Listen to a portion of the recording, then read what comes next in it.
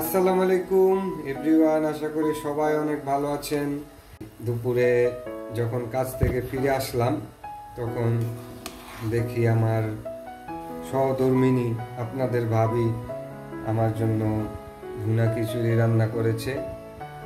আজকের আবহাওয়াটা হচ্ছে মেঘলা মেঘলা। উনি ভালো করে জানে যে মেঘলা আবহাওয়ায় আমি খিচুড়ি খেতে অনেক পছন্দ করি, তাই আমাকে সারপ্রাইজ হিসেবে উনি ভুনা খিচুড়ি রান্না করে দিয়েছে, সাথে গরুর মাংস ভুনা।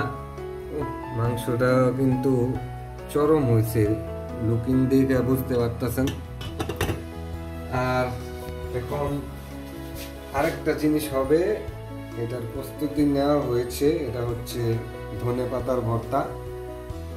এটাকে তৈরি করবে, এটা নিয়ে একটু মিশ্র প্রতিক্রিয়া আছে।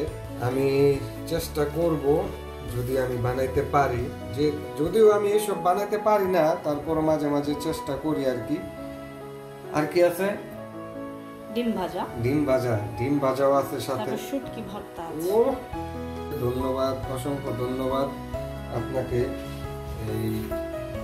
এরকম পরিবেশে, এরকম আবহাওয়ায় এই ভুনা খিচুড়ি খাবারের ব্যবস্থা করার জন্য। এই যে গরুর মাংস এখন আমরা শুরু করব, সাথে আচারও আছে, আমড়ার আচার। এই যে আমাদের ধনেপাতার ভর্তা রেডি,